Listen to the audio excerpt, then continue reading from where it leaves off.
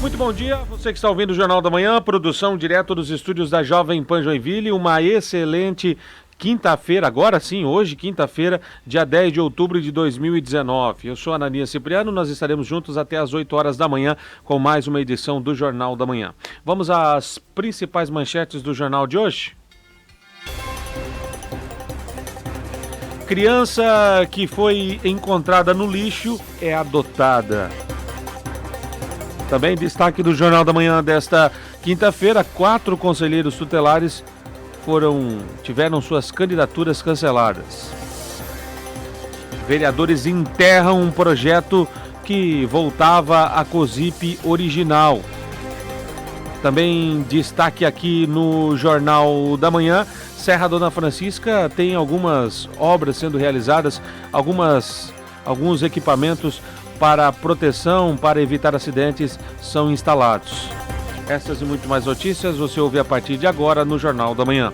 Afinal, se é pauta na cidade, você ouve na Jovem Pan Joinville. Lembrando sempre, você pode participar, você pode mandar a sua mensagem, fique à vontade, estamos à sua disposição nas nossas plataformas digitais, estamos à sua disposição no YouTube da Jovem Pan News Joinville, www.youtube.com/Jovem Pan News Joinville. Basta você acessar por lá, se inscreva, você vai ter os principais destaques, as principais informações e, claro, a programação da Jovem Pan aqui em Joinville, toda a programação por imagens, afinal, a nossa emissora, a Jovem Pan Joinville, é a emissora que tem todos os seus programas de rádio com transmissão através das nossas plataformas digitais, ou seja, a Jovem Pan também é TV.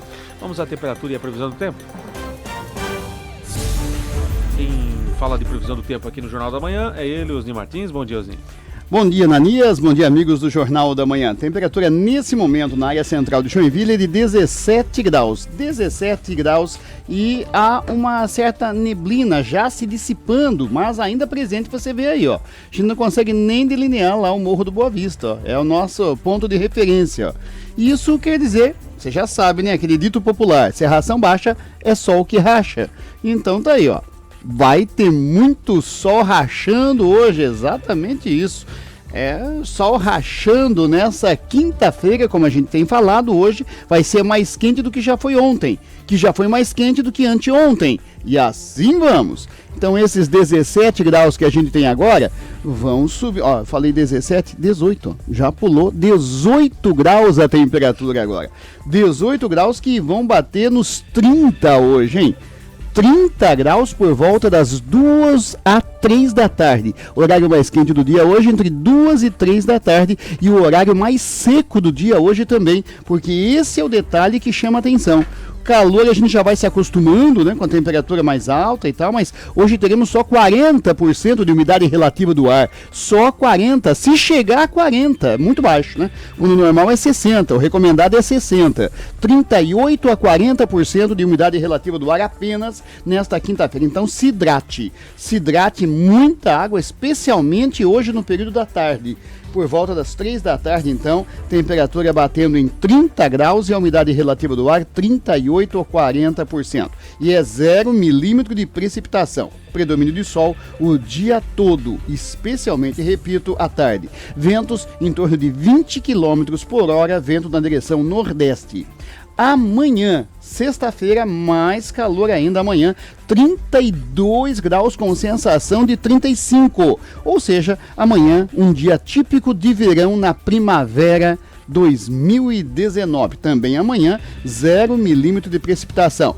É muito cedo para falar do final de semana, a gente especifica o final de semana amanhã aqui no Jornal da Manhã. Mas já vamos antecipando que, olha, prepare a praia, prepare atividades ao ar livre, porque calor continua, muito calor, muito sol e sem precipitação. Jovem Pan. Trânsito. Trânsito na Jovem Pan. Use cinto de segurança. Uma dica: Grupo Certo Proteção Veicular. News. Bom dia, Fernando. Bom dia Ananias e Cipriano, bom dia para os ouvintes do Jornal da Manhã, uma excelente quinta-feira a todos. Rua João Piper, desde a Rua Brasil até a Rua Xanxerê, com fluxo bastante intenso de veículos. Nesta manhã de quinta-feira, o motorista já vai enfrentando dificuldades ao trafegar pela Rua Guaíra, desde a Rua Tuiuti até as proximidades da Rua Videira. Fluxo intenso também de veículos com trânsito lento em vários pontos desta via, a Rua Dona Francisca. E também registrando lentidão quando são 7h09, na Rua Vice-Prefeito Luiz Carlos Garcia. Bastante paciência para você que está indo ou voltando para a sua casa neste momento. 7h09, vamos às notícias, iniciando o nosso noticiário aqui no Jornal da Manhã. Arivan Prochna, bom dia, Arivan. Bom dia, Ananias, bom dia, ouvintes do Jornal da Manhã. Santa Catarina é convidada a participar de um evento muito interessante em Brasília. Por meio do Programa de Parcerias e Investimentos do Estado, PPI-SC, o governo de Santa Catarina foi convidado a dar sugestões para mudar o marco legal das PPPs, parceria públicos-privadas e concessões que se realizam no Brasil. As propostas foram apresentadas na Câmara Federal ontem a convite da comissão especial daquela casa. Quem apresentou os argumentos do Estado foi o secretário de Parcerias Públicos-Privadas de Santa Catarina, Ramiro Zinder da Silva. Conforme Zinder, Santa Catarina sugeriu mudanças na lei por 3 motivos: necessidade de maior clareza entre as concessões de uso e as concessões de serviço público, necessidade de apoio da União e bancos multilaterais na estruturação de fundos garantidores em estados e municípios e um estímulo à resolução de conflitos por métodos privados, como a arbitragem, para que se evite judicializações. Isso aqui é uma contribuição importante, Ananias, para que as parcerias públicos-privadas no Brasil deem certo. Existe essa tentativa de ir para mediação, né?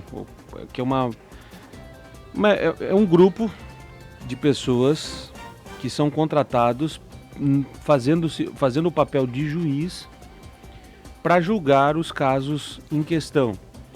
É uma comissão extremamente que se entende como imparcial.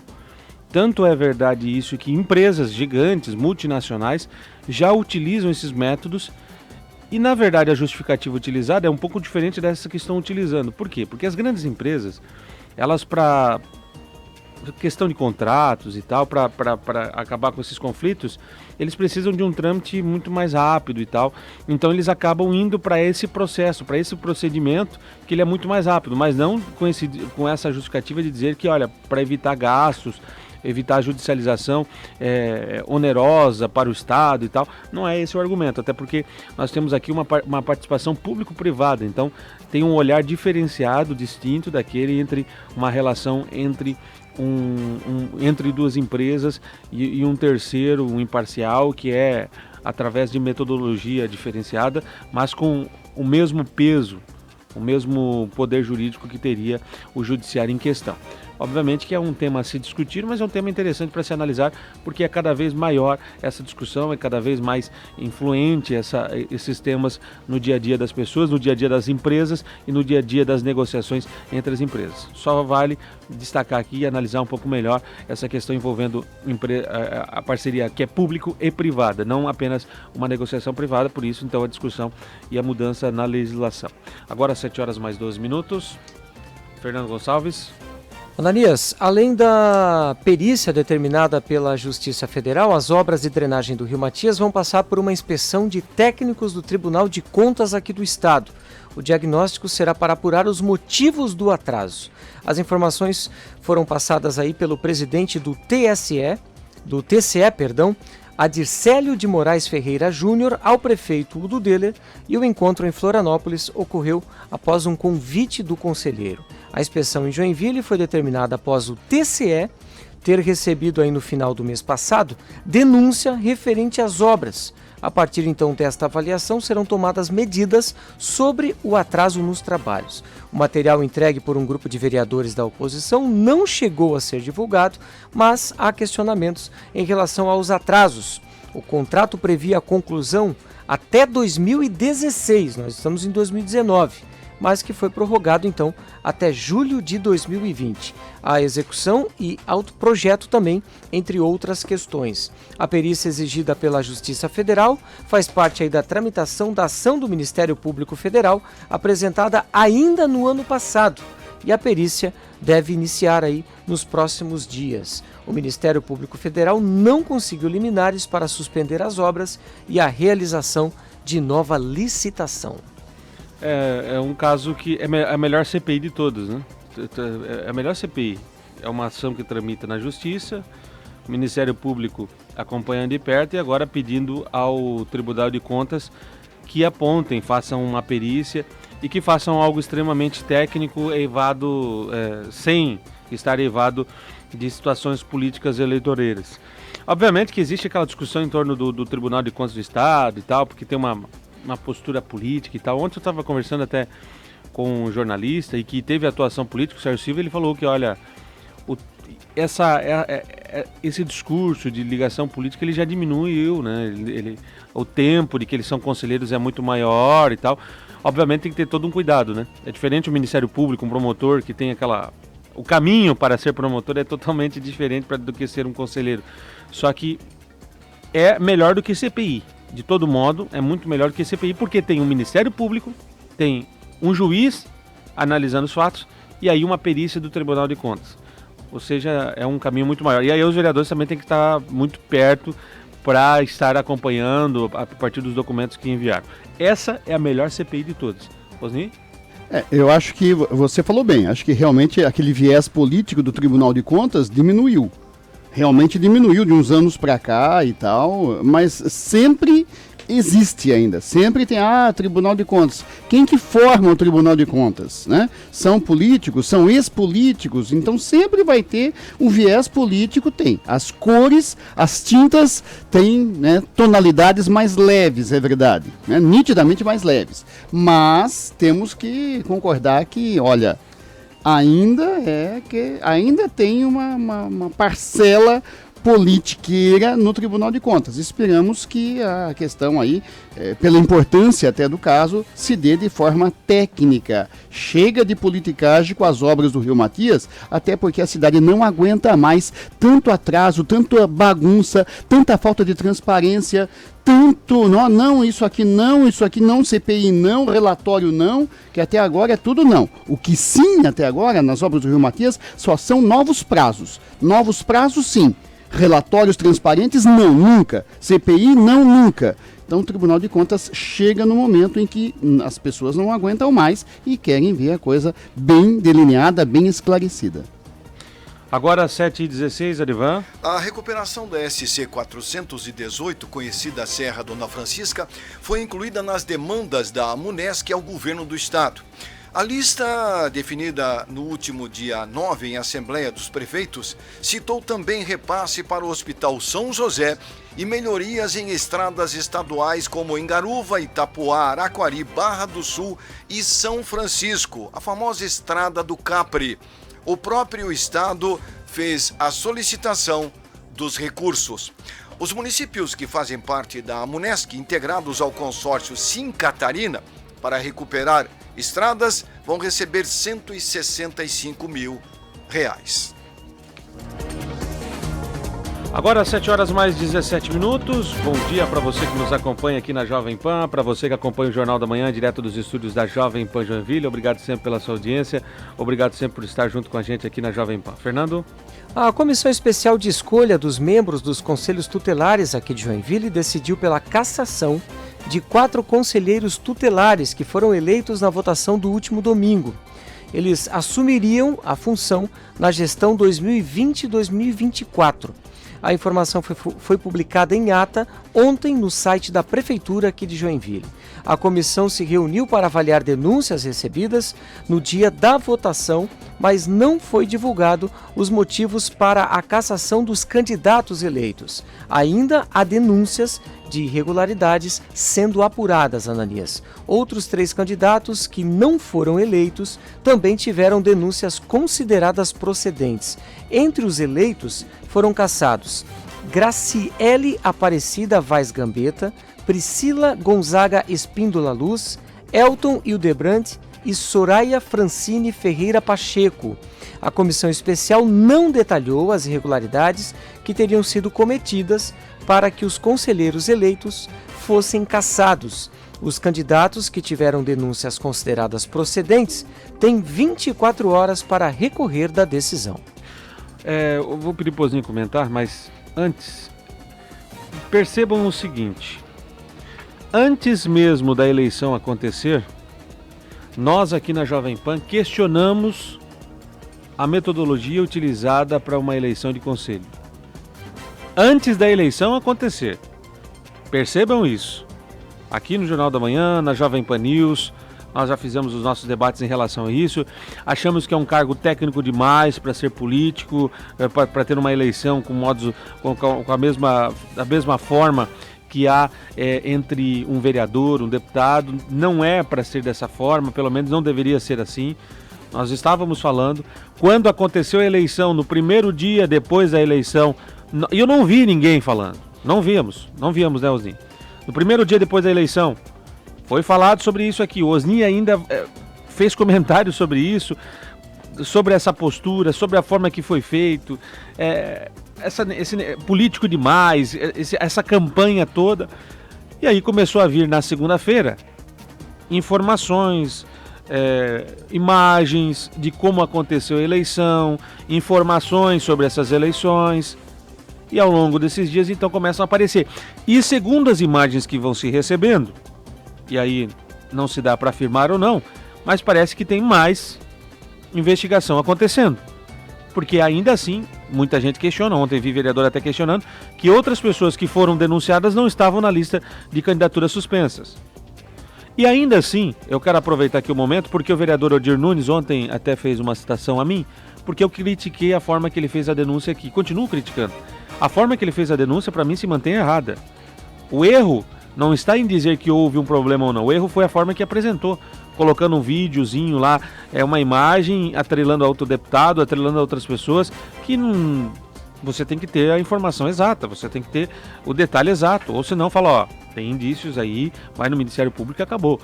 E ontem o discurso, pelo menos que eu vi por parte de vereadores, a própria Odir Nunes, é de que nós estávamos contra isso. Não, nós estamos falando disso antes mesmo da eleição acontecer. Nós temos moral para falar disso. Nós temos a credibilidade de falar sobre a eleição do Conselho, porque antes da eleição do Conselho acontecer, nós criticávamos e alertávamos em relação a isso. Osni. Eu até sobre a denúncia, uma coisa não tem nada a ver com a outra, né? Ninguém estava prevendo o resultado, pelo contrário, a gente estava dizendo que estava politizado. Estava tão politizado que nunca teve tanta cassação. São 4 e tem que ter mais ainda. Aliás, está tão errado o processo que até a forma de cassação está errada. Como um conselho caça 4 pessoas e não explica? Cadê a transparência do conselho?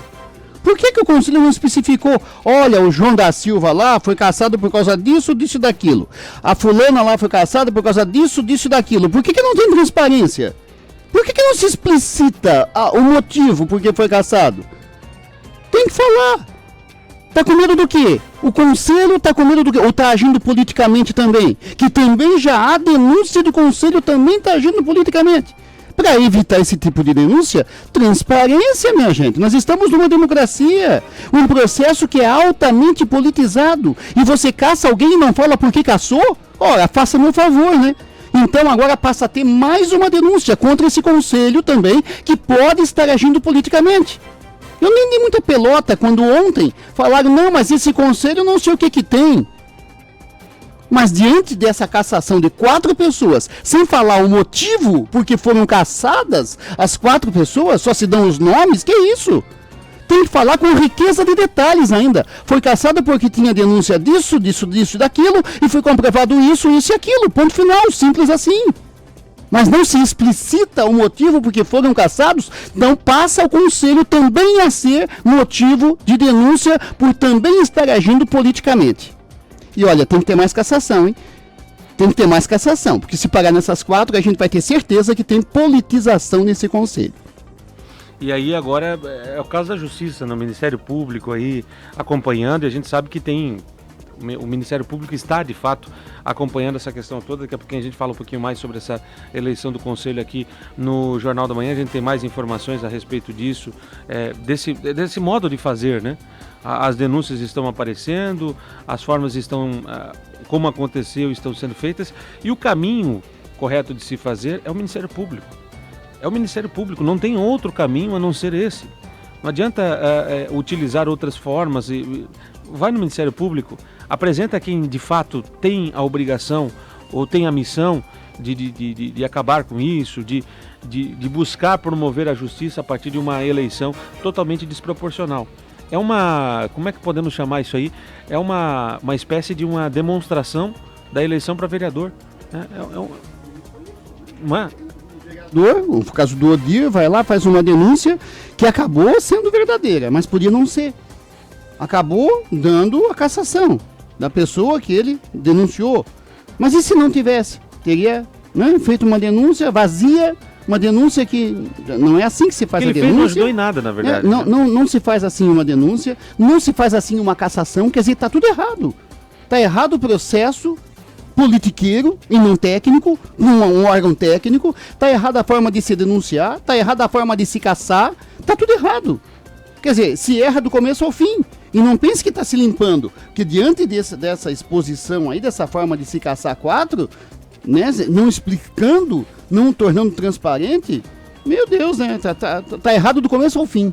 O processo está todo viciado, está tudo comprometido, e isso acaba gerando todo um clima de política que não se quer. Aí você fica pensando, como serão esses conselhos tutelares, né? Aí envolve política, envolve um salário alto, 5 mil e pouco por mês para cada conselheiro, que é dinheiro, é muito dinheiro envolvido na história, e uma forma totalmente viciada de se escolher o processo e tal. Por que não se faz um concurso público e se acaba com isso, né?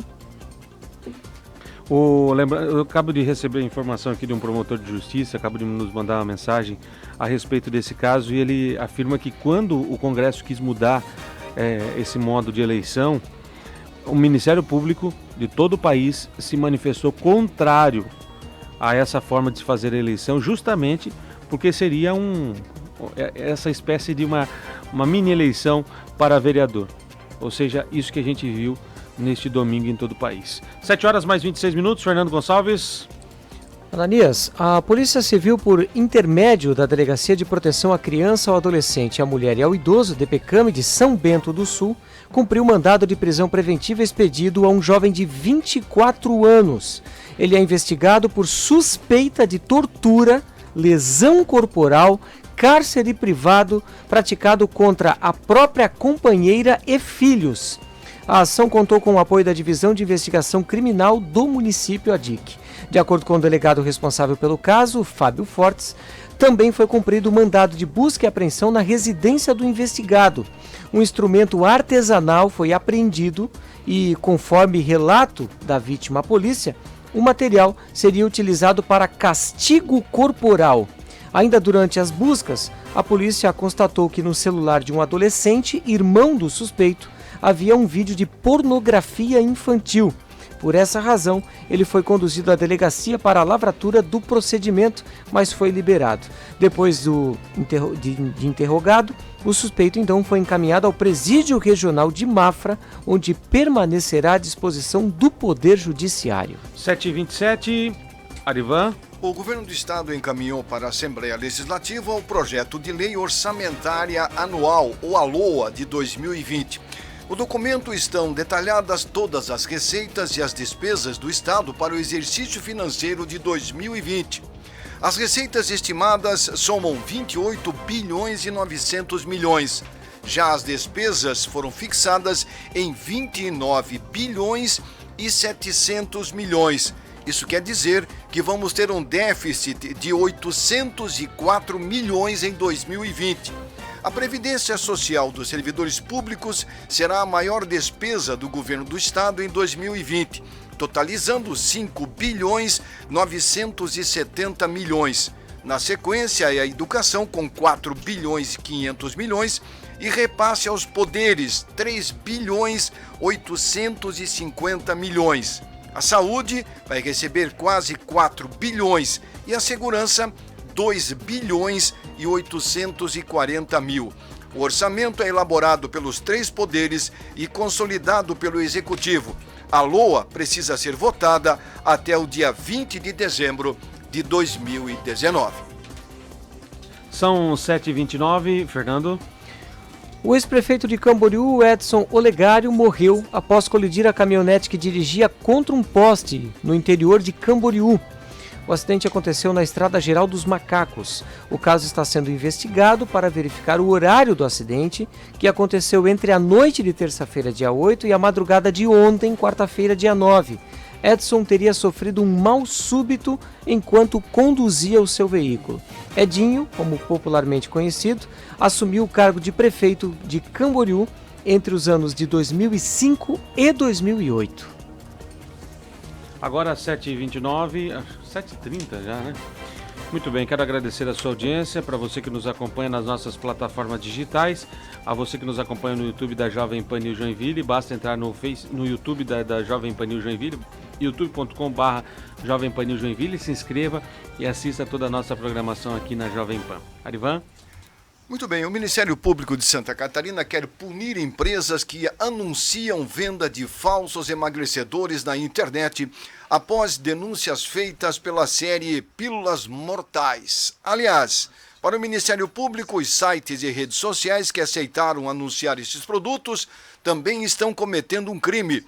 As ações já chegaram na 2ª Vara da Fazenda Pública da comarca de Florianópolis. São 7 alvos entre empresas responsáveis por site de busca, lojas de varejo e redes sociais, onde são oferecidos emagrecedores supostamente naturais, mas que contêm substâncias químicas controladas.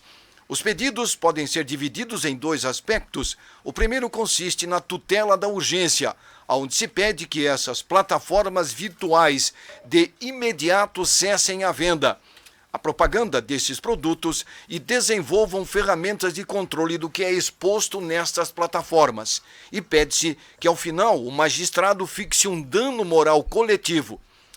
O Ministério Público requereu que fosse a monta de 50 milhões por plataforma, explica a promotora de justiça, doutora Ana Lu Librelato Longo. Além do pedido de indenização por dano moral coletivo, a Promotoria de Defesa do Consumidor quer ainda uma multa de 10 milhões por dia para cada empresa que descumprir a determinação. 7h31, Fernando. Um acidente entre um carro e uma moto acabou causando a morte de um motociclista no final da tarde de ontem, quarta-feira, dia 9, no bairro Caixa d'Água, aqui em Guaramirim. A ocorrência foi registrada por volta das 5h30 da tarde na SC 108, também conhecida como a rodovia do Arroz que liga Joinville a Jaraguá do Sul. Conforme a Polícia Militar Rodoviária, a vítima é um homem de 49 anos. Ele conduziu uma moto com placa de Schroeder no momento do acidente. O homem não resistiu aos ferimentos e morreu no local. 7h mais 32. Obrigado pela sua audiência, obrigado por estar nos acompanhando todos os dias aqui na Jovem Pan, com as principais informações, edição nacional das 6 às 7, a partir das 7 horas, a edição local, as principais informações da nossa região, da nossa cidade, do nosso estado, aqui no norte do estado também, as principais informações também das principais cidades do estado de Santa Catarina. Arivan Prochnow. Muito bem, depois de receber barreira de contenção e defensas, uma das curvas mais perigosas da SC 418, nós temos uma foto interessante aí para colocarmos no ar, foi ou está sendo a construção de ranhuras no asfalto para que essa foto é interessante. Mostra aí, nós comentamos aqui, né, Osni? Lembrando para quem assiste nas nossas plataformas digitais, estamos ao vivo no Facebook e no YouTube da Jovem Pan News Joinville. O YouTube, www.youtube.com/Jovem Pan News Joinville. O local escolhido foi antes da curva do quilômetro 16 na SC 418. A rodovia também está recebendo taxões no eixo para evitar ultrapassagens em locais específicos. As outras 2 curvas da SC 418 vão receber sonorizadores e taxões. O apelo dos moradores e das autoridades da região norte parece que surte efeito. E o pior é que tem que ter óbito, né? Você tem que ver pessoas morrerem, amigos, para depois você começar a ver alguma solução. É triste isso. Puxa vida. 7h33, Fernando. Na tarde de ontem, o juiz Christian Kraut-Schichin negou mais um pedido de liberdade em favor de Hélio Juvencio Custódio Júnior, preso por ter sido ter a tentativa de homicídio praticada contra um policial de Jaraguá do Sul, né? Todo mundo lembra desse caso, nós inclusive noticiamos aqui no Jornal da Manhã.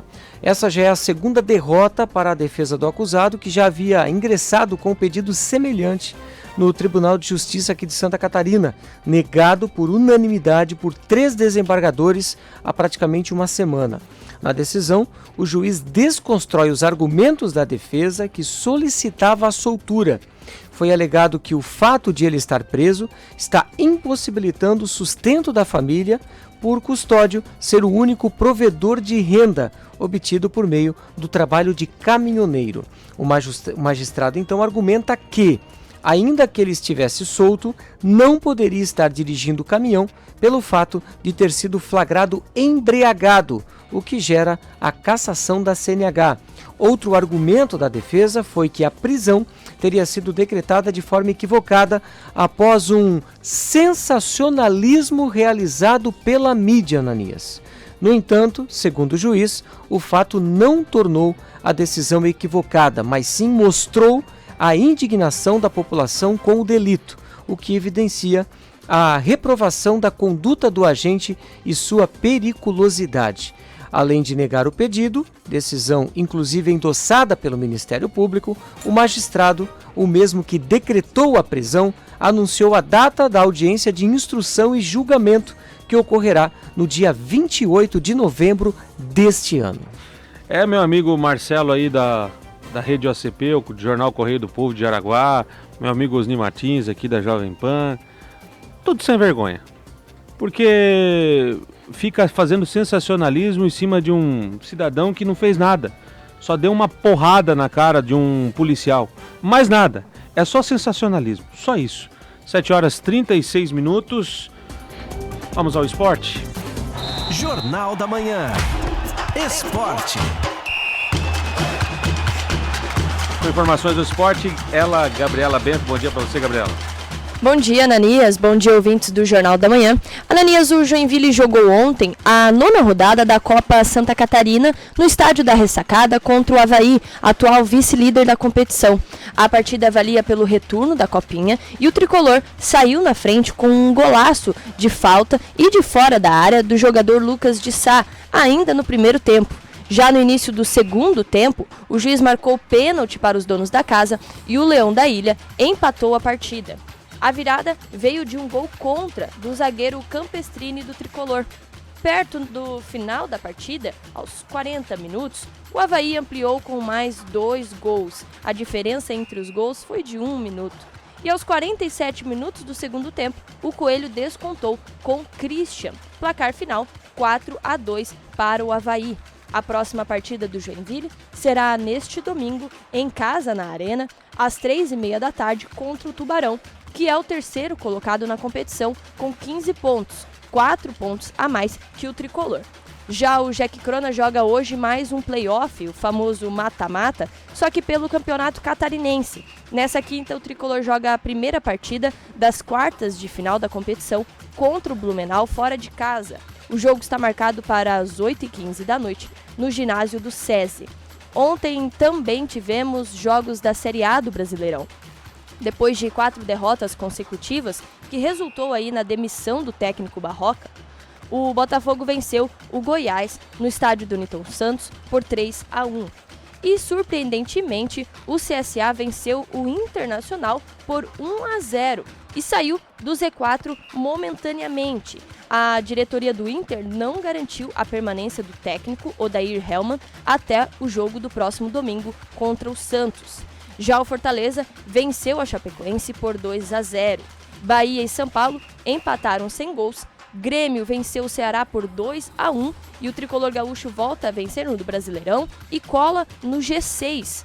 Cruzeiro e Fluminense também empataram sem gols. o time celeste ainda teve um gol anulado pela arbitragem, que está gerando bastante polêmica. Seria mais um lance de interpretação que o VAR interferiu.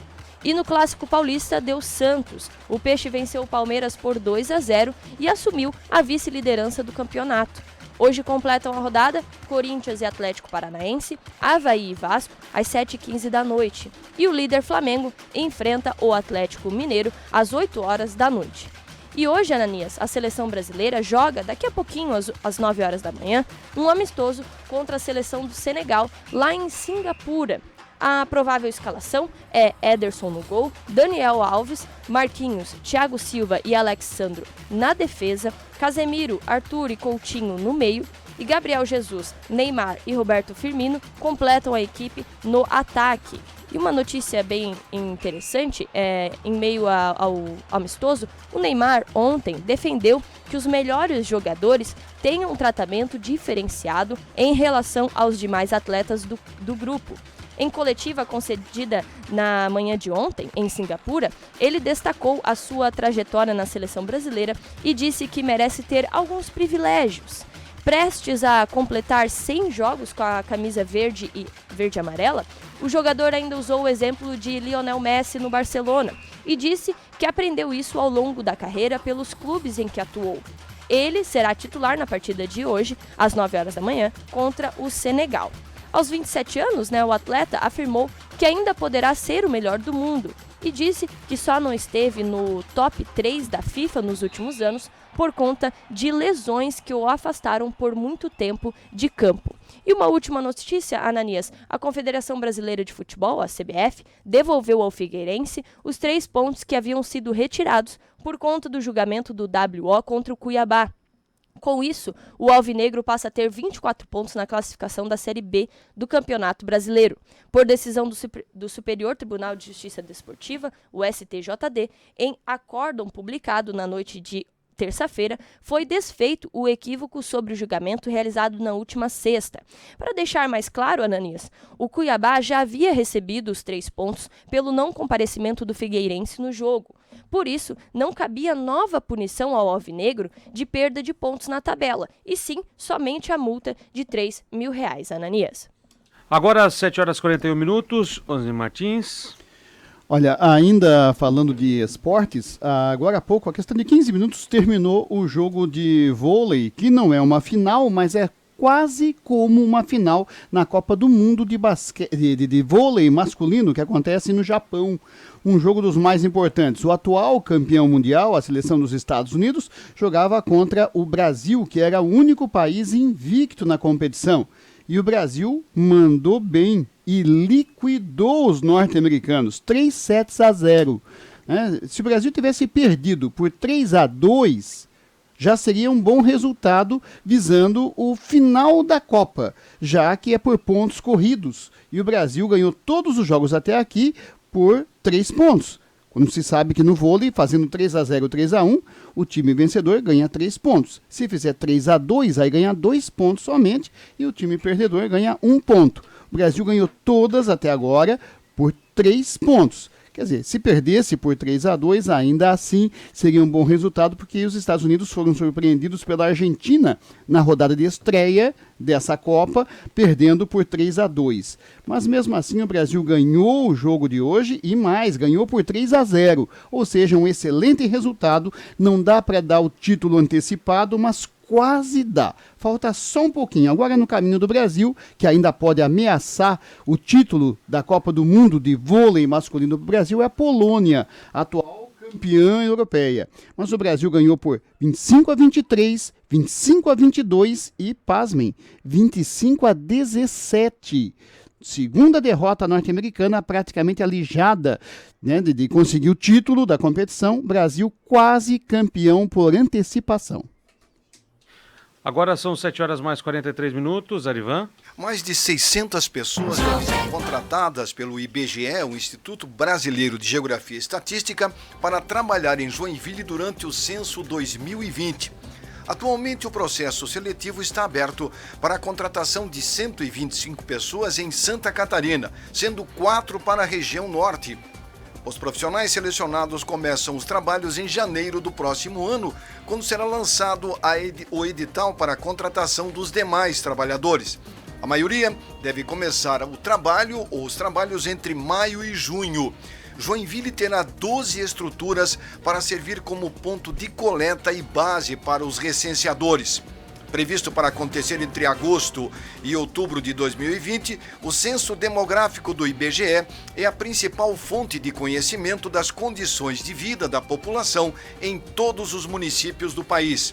O material produz informações atualizadas e precisas que servem para o desenvolvimento e implementação de políticas públicas, além de possíveis investimentos do governo ou da iniciativa privada. Agora 7h44, Fernando Gonçalves. A bebê que foi encontrada por um coletor de lixo em Porto União em agosto de 2019, no qual inclusive nós noticiamos aqui, fizemos uma entrevista com o próprio coletor, ela foi adotada por uma família da cidade que aguardava na fila de espera. A bebê está super bem, saudável e já vive então com a nova família.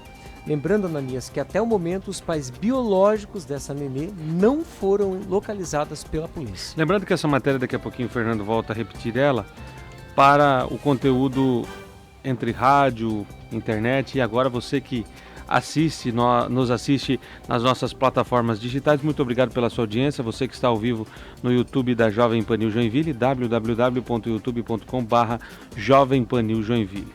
Vamos ao destaque do mundo da moda. Quem traz os destaques do mundo da moda aqui na Jovem Pan é ela, Marcinha Neto. Um excelente dia para você que está ligado na Jovem Pan. Hoje iremos falar da tendência de moda praia 2020 para os homens. Shorts curtos estampados, conhecidas como swimming shorts, essas peças são desenvolvidas para os banhistas e seu uso vem crescendo nesses últimos anos. São fabricadas em tecido sintético leve, na maioria das vezes, e não esquentam muito ao sol. Os desenhos mais usados nas estampas retratam a natureza através, assim, de plantas, flores, animais e frutas tropicais. E os acessórios, feitos de búzios, caíram no gosto de homens e de mulheres. Bem ao estilo praiano, é mais comum encontrarmos pulseiras, colares, conhecidos também como choker búzios, e até tornozeleiras de búzios. Estes acessórios unissex, com as conchas de búzios, eram bastante populares na década de 90 e agora estão sendo resgatados novamente. Podem ser combinados com bermudas, camisetas, camisas, regatas, calças ou qualquer peça de tecido leve. Só não fique no sol, né? Senão vai ficar todo marcado. Então retire os acessórios sempre. Anos atrás, as sungas começaram a aumentar os seus tamanhos, tornando-se mais largas e cobrindo uma área maior do corpo masculino. Contudo, atualmente está ocorrendo o inverso. E elas estão cada vez mais cavadas. As marcas também têm apostado em modelos mais antigos, numa pegada estilo retrô. A sunga cavada é ideal para homens altos, magros, sarados de academia ou qualquer um que queira exibir o corpo. Por sua vez, a sunga shorts fica melhor nos mais musculosos com coxas grossas. Mais comum na Tailândia e em outros países asiáticos, eu vou falar do chapéu tailandês. Dominou as praias brasileiras na temporada passada.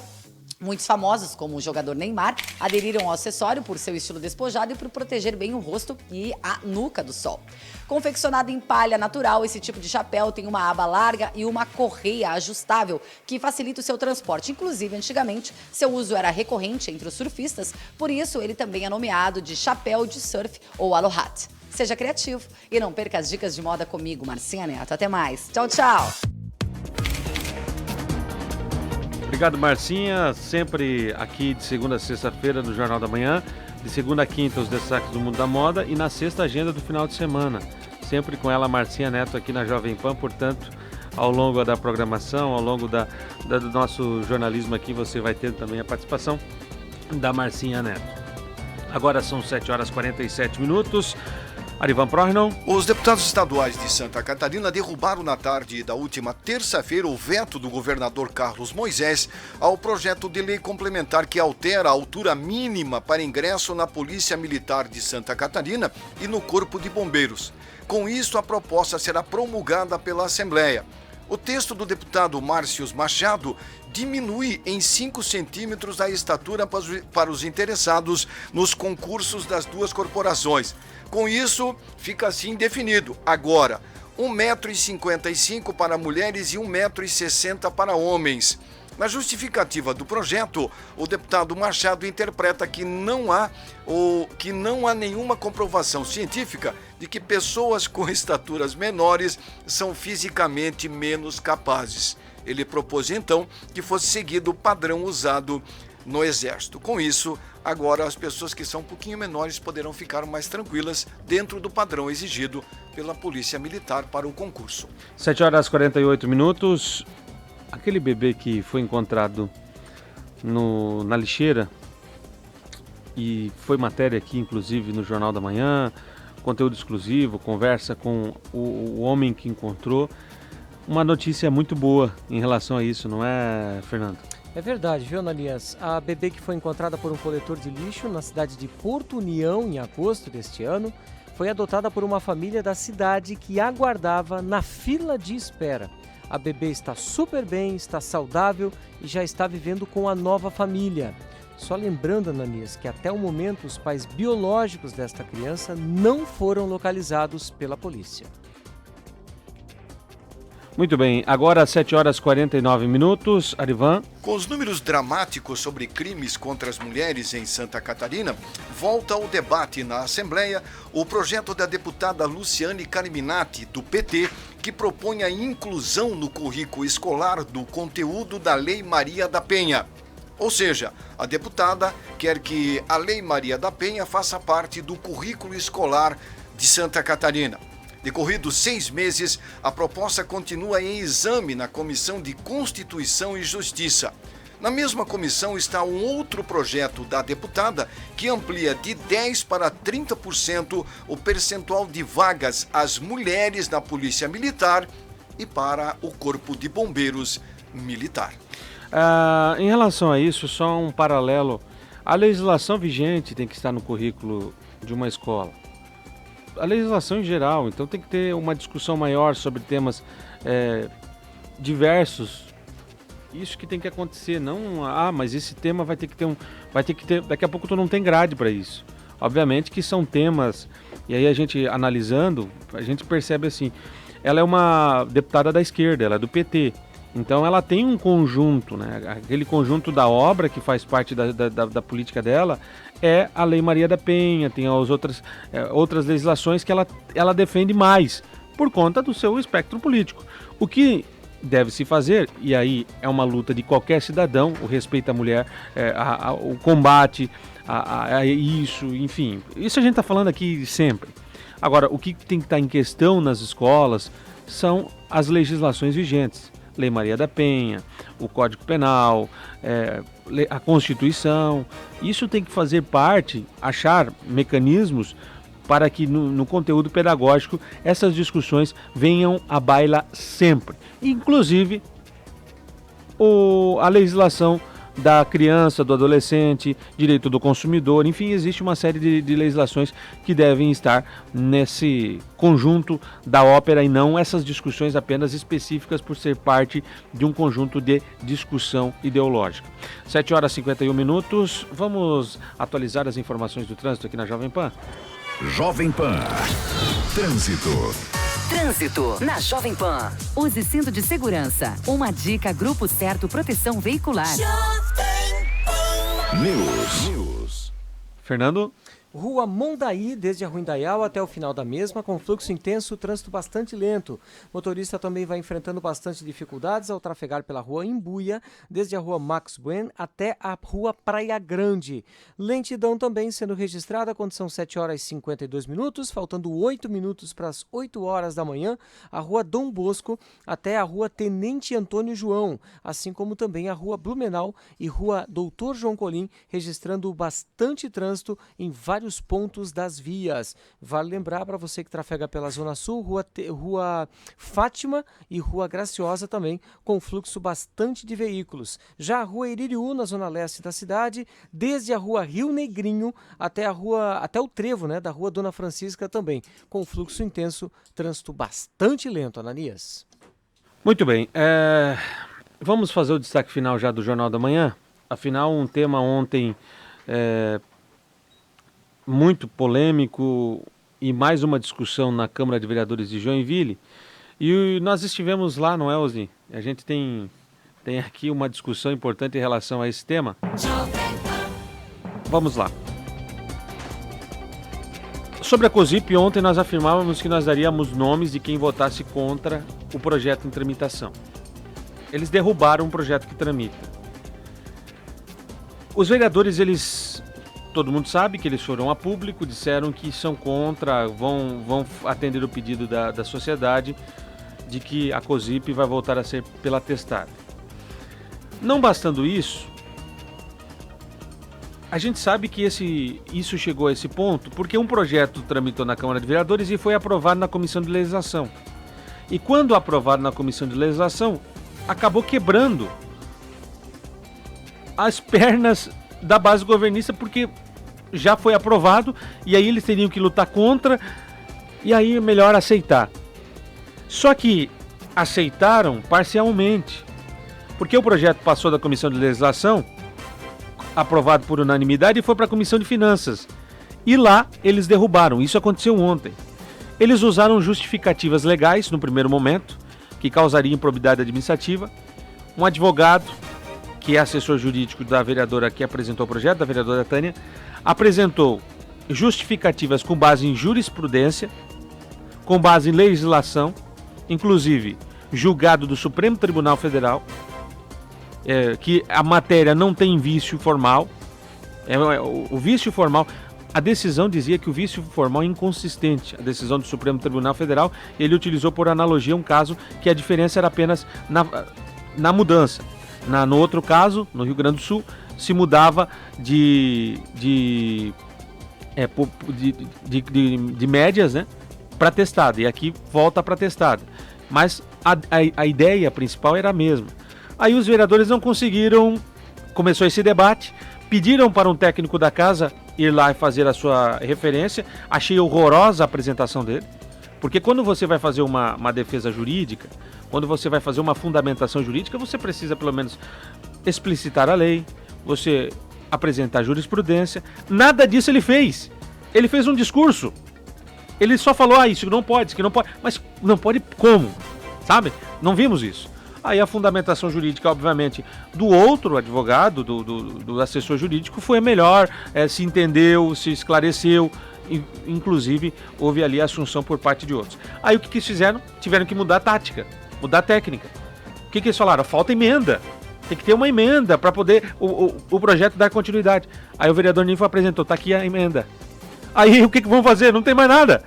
Não, então vamos fazer o seguinte, vamos criticar o prazo, porque dia 31 de outubro que tem o prazo e não vai poder, então vai ter que ser mais rápido e tal. Aí eles usaram um argumento. Percebam o seguinte, analisem o seguinte, os vereadores disseram que o prazo era dia 31 de outubro e que o projeto que o prefeito enviasse ou enviaria era muito mais rápido do que o projeto que tramitava.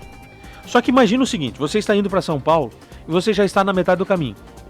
Aí vem alguém, você para no posto para abastecer, alguém vem e diz, olha, tu tá no caminho mais longo.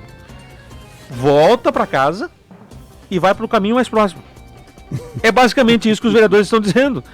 Você tem que voltar, vai para a estaca zero e começa do zero. Ou seja, você já está na metade do caminho. É só questão de arrogância. É só, tá claro, não querem dar o bel prazer à oposição para dizer que ganhou. É uma briga de ego. Aí, tem dois vereadores que eu respeito, que faz parte desse conjunto. Tenho ali o Paraíba, respeito porque ele votou a favor da COSIP. Contra a COSIP no primeiro momento.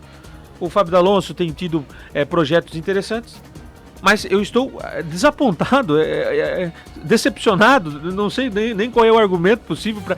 Eles votaram contra o projeto que tramita. E sabe por que eles votaram contra o projeto que tramita? Amando. Não é amando de amor, mas é porque o Poder Executivo pediu para eles para não votarem a favor desse projeto. Ou seja, para atender ao Poder Executivo. Viraram as costas para a população, viraram as costas, o povo pedindo para esse projeto ser aprovado. Disseram não, o prefeito falou que vai mandar um e tem que ser aquele. Ora, por que não emenda? É só isso que está pedindo. Não, voltaram atrás, derrubaram, enterraram o projeto. Agora sabe Deus o que vem da prefeitura. E a gente fica aí nessa... Ozinho, comenta. Foi todo o tempo pra mim. Eu saí, né? Eu já... Quem conhece a minha trajetória sabe que eu passei 10 anos da minha vida indo diariamente, mais de 10 anos até, indo diariamente, todas as sessões da Câmara. E deixei de ir no momento que eu não aguentava mais esse tipo de palhaçada, esse tipo de comportamento, quando eu pedi salário insalubridade aqui para a rádio, e a rádio não me deu salário insalubridade para cobrir a Câmara de Vereadores, eu parei de ir. Eu não preciso ouvir isso, né? Eu não preciso ouvir esse tipo de discussão, né? Eu fico sabendo, noticio, né? Sou informado, noticio e tal, porque ir lá e ver esse tipo de atitude infantilóidica, né, de pessoas, né, que você tem até algum respeito, ou tinha, se portarem dessa forma. O Ananias foi bonzinho e falou assim, olha, a Mando, né, pediu, o executivo pediu, não, exigiu, ou vota assim, ou fim dos empreguinhos que vocês têm aqui na minha administração, foi assim, e eles se curvam a isso, e aí estamos à mercê. O lado bom dessa história toda, para resumir, é um só. Hoje, a partir de hoje, o prefeito Udo Deller é obrigado, a partir de hoje, o prefeito Udo Deller é obrigado a mostrar para a cidade inteira que ele errou e vai ter que mandar para a Câmara um projeto cobrando a COSIP pela testada, tudo que ele não queria. A administração Udo Deller, repito, vai ter que mandar para a Câmara um projeto cobrando COSIP pela testada, porque se não o fizer, vai ficar até bonito de ver qual vai ser o comportamento desses apaniguados do poder, como os vereadores citados, né? Fábio D'Alonso, Roque Matei, Paraíba e outros mais da Câmara. Para finalizar aqui, eu tenho medo do que pode aparecer nesse novo projeto executivo, porque esse da Tânia, eles conseguiram ali fazer com que ele prospere, né? Mas o Poder Executivo tem que mandar o projeto. O vereador Paraíba falou para mim que o Executivo prometeu para ele que até sexta-feira iria mandar um novo projeto. Até sexta-feira! Eu falei pro Paraíba que eu duvido. Bom, eu estou até dizendo publicamente para que ajudem o Paraíba para ele não ficar nesse mau lençol aqui. Que apresente o projeto até sexta-feira. E que apresente o projeto exatamente como este. Ou seja, exatamente como era, para ser mais claro. Para que a COSIP volte a ser o que era antes. É só isso que está pedindo. Não tem mais nada. Agora, saber que por capricho tem vereador que se dobra e fica contra o povo, eu me envergonho. 8 horas, bom dia.